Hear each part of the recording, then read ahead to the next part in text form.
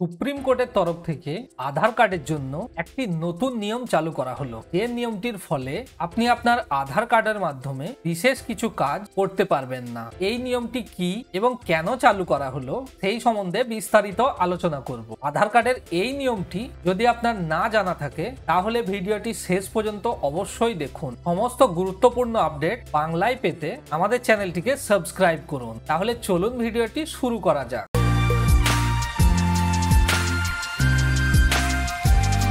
বর্তমান সময়ে আধার কার্ড আমাদের জীবনের একটি অত্যন্ত গুরুত্বপূর্ণ নথি। এটি ব্যাংক অ্যাকাউন্ট খোলা থেকে সিম কার্ড তোলা এমনকি সরকারি বিভিন্ন কার্যকলাপের জন্যও এটি অপরিহার্য হয়ে উঠেছে। যদিও আধার কার্ডকে একটি জাতীয় পরিচয়পত্র হিসাবে স্বীকৃতি দেওয়া হয়েছে, তবুও সুপ্রিম কোর্ট জানিয়েছে যে এটি জন্ম তারিখের প্রমাণের জন্য উপযুক্ত নয়। এবার জেনে নেব বর্তমানে আধার কার্ডের ভূমিকা কি। আধার কার্ড সাধারণত পরিচয় প্রমাণের জন্য ব্যবহৃত করা হয়। সরকারি বিভিন্ন সুবিধা গ্রহণ, স্কুলে ভর্তি, ব্যাংকিং লেনদেন ইত্যাদি কাজে এটি ব্যবহার করা হয়। কিন্তু এখন সুপ্রিম কোর্ট জানিয়েছে যে এটি পরিচয়পত্র হিসেবে ব্যবহার করার যোগ্য হলেও জন্ম তারিখ প্রমাণের জন্য এটি গ্রহণযোগ্য নয়। এবার জেনে নেব এই সম্বন্ধে আধার কার্ডের তরফ থেকে কি জানানো হয়েছে। Unique identification authority of India অর্থাৎ UIDAI এর তরফ থেকে জানানো হয়েছে যে আধার কার্ড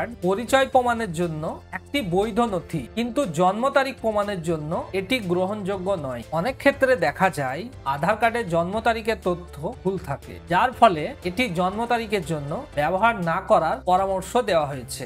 UIDAI এর মতে জন্ম তারিখ প্রমাণের জন্য সরকারি স্বীকৃত অন্যান্য নথি যেমন জন্ম সার্টিফিকেট বা স্কুল লিভিং সার্টিফিকেট ব্যবহার করা উচিত। এবার জেনে নেব এই নিয়মটি কেন এবং কিভাবে এলো। 2015 সালে একটি সড়ক দুর্ঘটনায় নিহত এক পরিবারের পক্ষ থেকে ক্ষতিপূরণের জন্য পাঞ্জাব ও হরিয়ানা হাইকোর্টে আবেদন করা হয়। ক্ষতিপূরণ নির্ধারণের সময় তার বয়স প্রমাণের জন্য আধার কার্ড ব্যবহার করা হয়। মোটর দুর্ঘটনা ক্ষতিপূরণ ট্রাইব্যুনাল বা M1 বয়সের ভিত্তিতে ক্ষতিপূরণ নির্ধারণ করে, তবে নিহত ব্যক্তির বয়স নিয়ে বিভ্রান্তির কারণে সমস্যার সৃষ্টি হয়। M1 আধার কার্ডের ভিত্তিতে ক্ষতিপূরণের পরিমাণ কমিয়ে দেয়। এই বিষয়টি সুপ্রিম কোর্টের নজরে এলে তারা জানায় যে আধার কার্ড জন্ম তারিখ প্রমাণের জন্য উপযুক্ত নথি নয়। আদালতের মতে জন্ম তারিখ প্রমাণের জন্য স্কুল ছাড়পত্র বা জন্ম সার্টিফিকেট গ্রহণযোগ্য।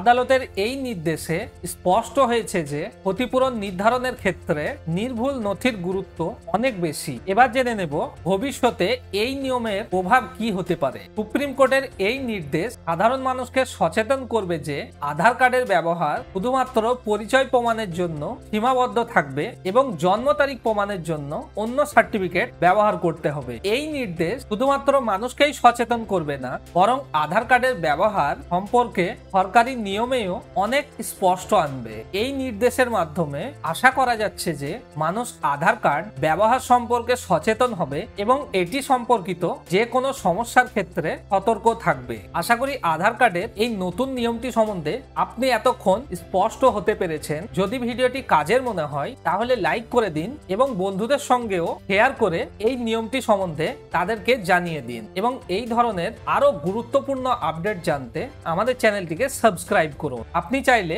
আমাদের হোয়াটসঅ্যাপ গ্রুপও জয়েন করতে পারেন। হোয়াটসঅ্যাপ গ্রুপের লিংক নিচের ডেসক্রিপশনে পেয়ে যাবেন। ততক্ষণ পর্যন্ত ভিডিওটি দেখার জন্য আপনাকে অনেক অনেক ধন্যবাদ। আবার দেখা হবে পরের ভিডিওতে। ততক্ষণ ভালো থাকবেন, সুস্থ থাকবেন এবং আমাদের সাথে নতুন আপডেট সম্বন্ধে জানতে থাকবেন।